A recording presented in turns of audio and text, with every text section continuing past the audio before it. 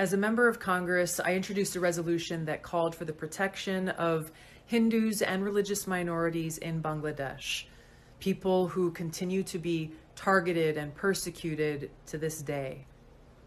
Now, the height of this persecution actually began 50 years ago when the Pakistani army systematically murdered, raped, and drove from their homes millions of Bengali Hindus because of their religion and ethnicity. On March 25th, 1971, was the beginning of a systematic targeting of Hindus in Bangladesh by the Pakistani military. It began in Hindu neighborhoods and villages, first at Jagannath Hall, which was a Hindu dormitory in Dhaka University, where 5,000 to 10,000 people were killed on that first night alone. This genocidal campaign continued for 10 months, resulting in 2 to 3 million people killed, hundreds of thousands of women and girls raped, and more than 10 million forced to flee their homes. U.S. Senator Ted Kennedy went to visit the Bangladeshi refugees at that time and said, quote, "Nothing is more clear or more easily documented than the systematic campaign of terror and its genocidal consequences launched by the Pakistan Army on the night of March 25th. Hardest hit have been members of the Hindu community who have been robbed of their lands and shops, systematically slaughtered, and in some places, painted with yellow patches marked H." End of quote. Now, the Islamist, not to be confused with Islam, the Islamist persecution of Hindus and other religious minorities in Bangladesh didn't end with Bangladesh's independence.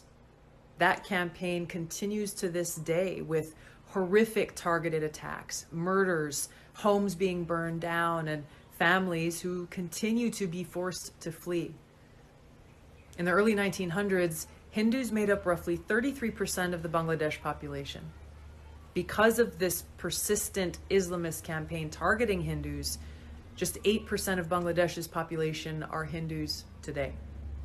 Just a few days ago, in Bangladesh, hundreds of hardline Islamist extremists attacked Hindu temples, destroyed a train, set fire to government buildings, the press club, and public buses, leaving dead and injured behind.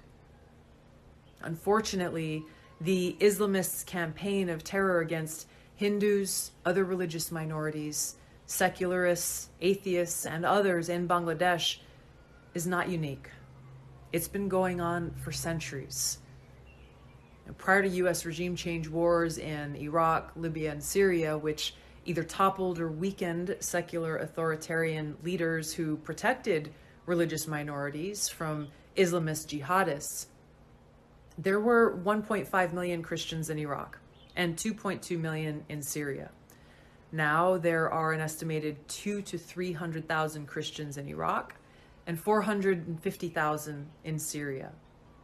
Afghanistan was a very multi-religious country which included Hindus, Buddhists, Zoroastrians, and more prior to the Islamist takeover. Today, it is estimated there are around 1,000 Hindus who remain. Religious minorities make up less than 1% of Afghanistan's population.